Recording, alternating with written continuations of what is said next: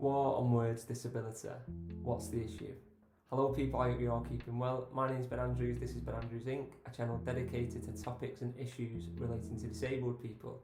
So if you're into this type of content, make sure you hit that subscribe button and ring that bell.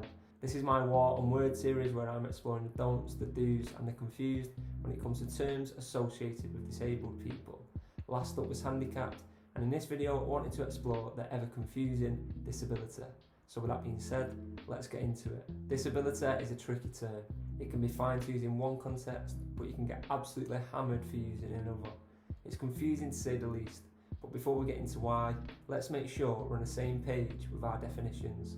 According to the UK's most mainstream definition, disability is a physical or mental impairment that has a substantial and long-term negative effect on your ability to do normal daily activities. This would suggest that the only thing stopping someone from doing something is their physiology. For example, a visually impaired person can't get the bus because their sight doesn't allow them to navigate the streets, see bus numbers, or get on and off safely. However, an additional definition argues there's much more to disability than just that. Those adopting a more social model of thinking, championed by many disabled people themselves, would say, whilst acknowledging our physiology, disability is also the conditions imposed by society which limit a person's ability to carry out everyday tasks.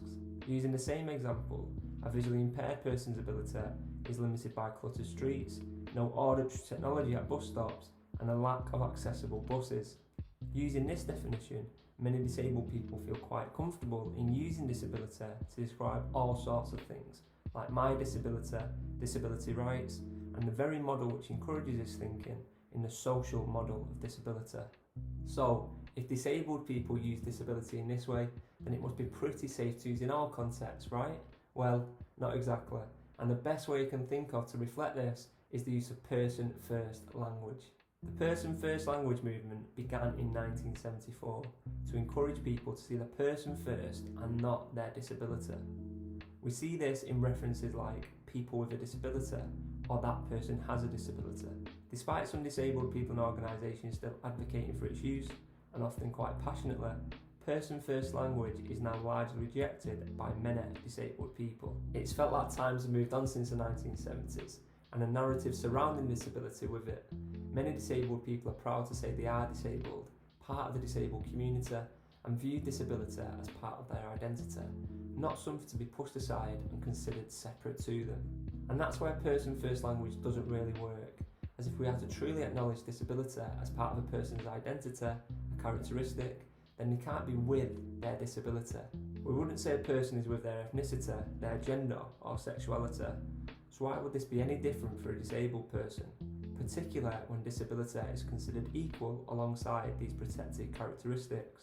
It doesn't make sense, but that doesn't mean I'm behind demonising people for using person-first language either, which happens far too often. I don't think we can use terms such as disability so flippantly in one breath with things like my disability, disability rights, and models of disability, and then slam people for using it in another. Even less so when we consider the previous push for its use in this way and the general lack of understanding about the different meanings of disability. This, coupled with having two very similar terms in meaning and definition in disability and disabled, often used interchangeably purely for grammatical reasons, is enough to have anyone confused. And as a community who champion making things accessible, are we really practicing what we're preaching when it comes to the very words that represent us? Now I know there'll definitely be disabled people out there saying we shouldn't be questioning our terms due to people's lack of understanding of what they mean and how to use them properly. But the current use and confusion of the term, including within the community itself, and the complete divide that this creates, speak volumes. And if we are to get people behind what being disabled really means en masse, then we need to make the terms to describe it as simple, understandable and easy to use as possible. And I really do question whether disability allows us to do that. And for me at least, we do already have a term that's easy to explain, understand and apply. But that doesn't mean it's without its flaws, so I'm going to be warring on that in my next video. Thanks for listening, I hope you enjoyed this video. If so, please subscribe, follow, like, share and comment below. I'd love to hear your thoughts on the term disability. Do you like it, don't you? And in either case, why? And on that, I hope you all keep well, keep safe, and until next time, take care.